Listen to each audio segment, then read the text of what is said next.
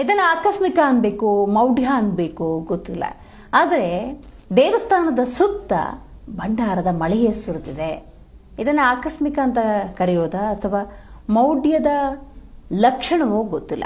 ಬಾಗಲಕೋಟೆ ಜಿಲ್ಲೆ ಬೀಳಗಿ ತಾಲೂಕಿನ ಹೆಗ್ಗೂರು ಗ್ರಾಮದಲ್ಲಿ ನೋಡಿ, ಆಂಜನೇಯ ದೇವಸ್ಥಾನದ ಸುತ್ತ ಭಂಡಾರದ ಮಳೆ. ಗ್ರಾಮಸ್ಥರು ಆಶ್ಚರ್ಯಚಕಿತರಾಗಿದ್ದಾರೆ. ಭಕ್ತರಲ್ಲಿ ಭಾವೋದ್ರೇಕ. ಸಂಜೀವ ಮೂರ್ತಿ ದೇವರ ಪವಾಡ ಅಂತ ಸ್ಥಳೀಯರು ಹೇಳ್ತಾ ಇದ್ದಾರೆ. ಸಂಜೀವ ಮೂರ್ತಿ ಆಂಜನೇಯನ ದೇಗುಲದಲ್ಲಿ ಹಾಗಾದ್ರೆ ವಿಸ್ಮಯ ನಡೀತಾ ಅನ್ನೋದೇ ಸದ್ಯದ ಪ್ರಶ್ನೆ. ಇದು ಮಾನವ ನಿರ್ಮಿತವಾ ಅಥವಾ ಪವಾಡವಾ?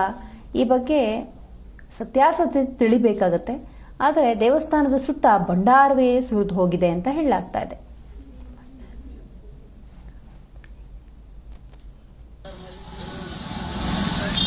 ಮೊದಲು ನೋಡಿದ್ವಿ, ಈಗ ಆದದ್ದು ನೋಡ್ಯವನು, ನಿನ್ನೆ ಆದದ್ದು ನೋಡ್ಯವನು.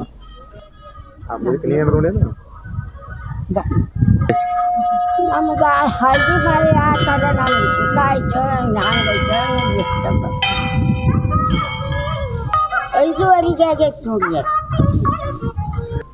ಎಲ್ಲರೂ ನೋಡ್ರಿ, 4 ಮಂದಿ ನೋಡ್ಯವ. ಬಾಳವನ ಮಗ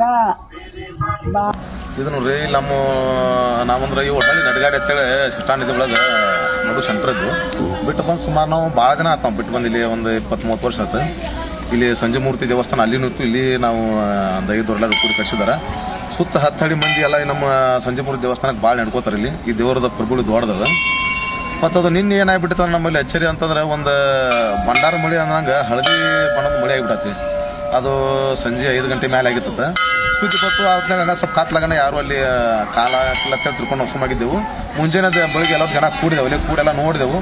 ಆದ್ರೆ ಹಿಂಗೆ ಬಟ್ಟೆಯಿಂದ ತೆಗೆದ್ರೆ ಮಾತ್ರ ಭಂಡಾರ ಇದೆ, ತೆರಿ ಬೇಕಾದ್ರೆ ಹಚ್ಕೋಬಹುದು.